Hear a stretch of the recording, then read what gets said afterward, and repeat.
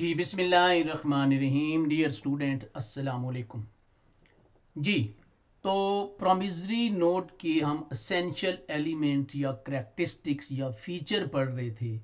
तो एक ही बात है, एसेंशियल एलिमेंट्स या करैक्टरिस्टिक्स या फीचर्स कुछ हमने पढ़ लिए, दो बाकी रह गए थे, वो भी हम पढ़ लेते हैं। सम पेएबल मस्ट बी सर्टन, जो अमाउंट पे की जा रही है वो भी बिल्कुल सर्टन, यकीनी हो, क्लियर कट हो, किसी तरह का कोई अबहम ना हो, अनसर्टेनिटी ना हो। Amount payable must not be capable of contingent addition और सब्सट्रैक्शन। जी, उसमें कोई कंटिंजेंट एडिशन, कोई मशरूत एडिशन या सब्सट्रैक्शन नहीं होना चाहिए। मस्ट नॉट बी कैपेबल, वो नहीं होना चाहिए। ठीक है, ऐसा नहीं होना चाहिए कि अगर मुझे पैसे मिल गए तो मैं आपको ज़्यादा दे दूंगा, एडिशन भी कर दूंगा, अगर ना मिले तो कम कर दूंगा। मेरा प्लाट बिक गया तो मैं 10,000 की बजाय या 1 लाख की बजाय आपको 1,10,000 भी दे दूंगा। ना बिका तो फिर मैं 90,000 दूंगा। नहीं, वो 1 लाख ही आपको देना होगा। The sum payable is certain। Ji, when it is, तो ये पेएबल जो अमाउंट, सम अमाउंट पेएबल जो होगी वो सर्टन होगी। किसी तरह का, हमने पहले तो पढ़ा, कोई एडिशन अल्टरेशन नहीं होना चाहिए। और sum payable must be certain when it is payable with interest. हाँ, चंद एक कंडीशन हमें बज़ाहिर अनसर्टन लगती हैं, लेकिन वो लॉ कहता है कि ये सर्टन ही होंगी। Sum payable is certain, number one when it is payable with interest और return in any other form. ये है कि अगर आपने वो लेट कर दिया है इंस्ट्रूमेंट आपको, आपने, तो फिर उसके ऊपर अगर रेट ऑफ इंटरेस्ट है तो वो सर्टन है। तो रेट ऑफ इंटरेस्ट को वो सर्टन कह रहे हैं। ठीक है, या ये भी हो सकता है कि और return in any other form. ये भी हो सकता है ना कि आपको एक पार्टनर, जैसे हमने देखा था पार्टनरशिप में वो कहता है कि मैं प्रॉफिट में शेयर करूंगा, तो वो प्रॉफिट कम भी हो सकता है, ज्यादा भी हो सकता है। तो अगर वो प्रॉफिट में ऐसा कोई शेयर है तो फिर वो भी सर्टन है। तो अगर इंटरेस्ट है कि अगर वो टाइम के ऊपर नहीं देता तो सालाना इतना इंटरेस्ट होगा, तो वो भी सर्टन है। Number two, when it is payable at an indicated or current rate of exchange। हाँ, ये भी मुमकिन है कि ये प्रोमिसरी नोट में या बिल ऑफ एक्सचेंज में ये लिखा जाए कि ये उस वक्त जो डॉलर का रेट होगा 3 महीने बाद, जैसे अभी हमने प्रोमिसरी नोट पिछली वीडियो में देखा था कि 3 महीने के बाद अगर ये भी हो सकता है, वो कहेगा जी जो उस वक्त डॉलर का रेट होगा उस रेट के हिसाब से पैसे दिए जाएंगे, तो ये भी फिर सर्टन होगा। जैसे हम देखते हैं कि 15 सितंबर जो है ये 2013 की शायद बात थी, और ये बिल मच्योर होता था 15 अक्टूबर, नवंबर, दिसंबर को। ठीक है, 2013। वो ये कह सकता है कि आज डॉलर का रेट, फर्ज करें कि हम अज्यूम करते हैं कि $1 जो है वो 200 रुपए का है। ठीक है, $1 आज है, फर्ज करें 200 रुपए का। तो वो ये कह सकता है कि जी मैं डॉलर में ये पैसे लूंगा 3 महीने के बाद, और वो उस वक्त $1 जो है वो हो जाता है 3 महीने के बाद 250 का। तो ये ठीक है, ये सर्टन है। 250 के हिसाब से अब आपको पैसे देने होंगे, होंगे रुपए ही, लेकिन डॉलर के रेट के हिसाब से होंगे।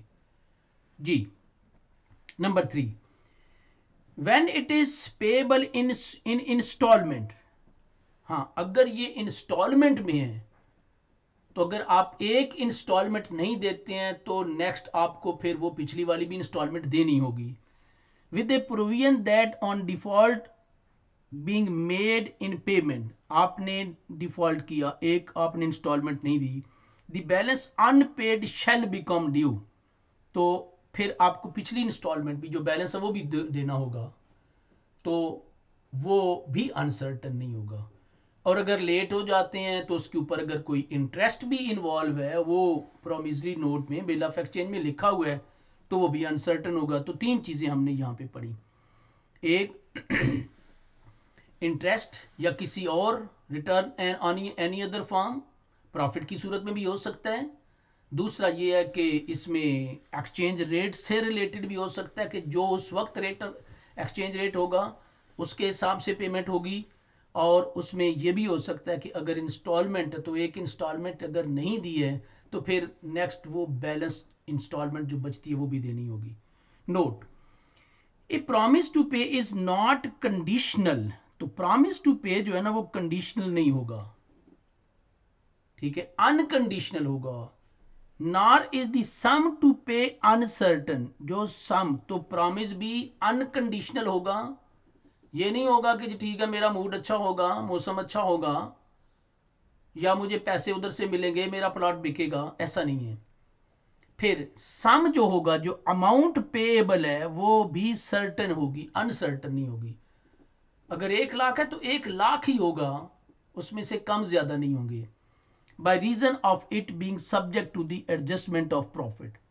हाँ ये है कि वो ऊपर भी हमने पढ़ लिया कि अगर वो एडजस्टमेंट ऑफ प्रॉफिट और loss as the case may be of the business of the maker, ये है कि प्रॉफिट और लॉस जो बिजनेस का है उसके हिसाब से ये पॉसिबल है। सो प्रॉमिस टू पे इज नॉट कंडीशनल, वैसे तो ये कंडीशनल नहीं होना चाहिए, अनकंडीशनल होना चाहिए, लेकिन अगर ऐसा प्रॉमिस है कि ये उसके बिजनेस के प्रॉफिट और लॉस जो है उससे रिलेटेड है, ठीक है, जैसे एक पार्टनर कहता है कि जी ठीक है मैं तो प्रॉफिट में शेयर करूंगा, तो उसके प्रॉफिट से रिलेटेड है, तो जितना प्रॉफिट होगा उसे उससे फिर ये अनकंडीशनल, फिर भी ये नहीं होगा। प्रॉफिट ज्यादा है तो जो प्रॉफिट में जिस पार्टनर ने शेयर किया होगा तो उसको ज्यादा प्रॉफिट मिलेगा, कम होगा तो कम मिलेगा। ये भी हो सकता है कि वो लॉस में शेयर ही ना करे, और ये भी हो सकता है कि लॉस में भी शेयर करे। तो फिर ये ऐसी सिचुएशन में अगर उस मेकर के ये बिजनेस से रिलेटेड है तो ऐसी सूरत में ये ना तो अमाउंट अनसर्टेन होगी और ना ही उसका प्रॉमिस जो है वो अंडरटेकिंग वो अनकंडीशनल होगी, ना वो कंडीशनल होगी, ठीक है जी। Sum payable must be legal tender, legal tender the money currency which is legally declared by the state as money, सिक्का राजुल वक्त होना चाहिए वो।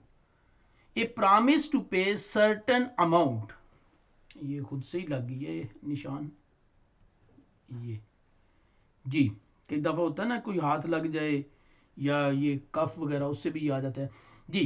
ए प्रॉमिस टू पे a certain amount of foreign or to deliver a certain quantity of good is not a promissory note।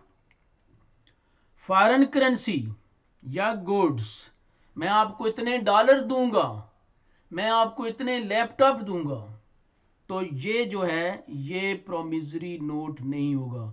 Promissory note जो है वो ओनली मनी लिखा हुआ था डेफिनेशन में, हर सूरत में वो मनी ही होगी, वो पैसे होंगे। Is not a promissory note, तो ये प्रोमिसरी नोट नहीं होगा। मिक्स भी नहीं होगा कि 1 लाख का प्रोमिसरी नोट है तो मैं आपको 50,000 रुपया मनी दूंगा, रुपीज दूंगा, 50,000 रुपये का लैपटॉप ले जाना, ये भी नहीं होगा।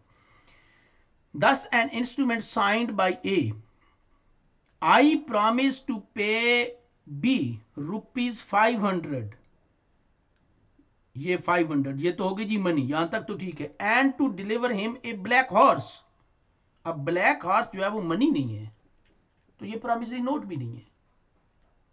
तो हर सूरत में एक लोकल करेंसी होगी बेशक फॉरेन रेट के साथ तय हो जाए, जैसे ऊपर हमने बात की वो ठीक है, लेकिन लोकल करेंसी में पेमेंट होगी जो कि लीगल टेंडर होगी उस कंट्री की, और फिर वो उसमें कोई गुड या सर्विस शामिल नहीं होगी, money only, certain some of money only definition में लिखा हुआ था।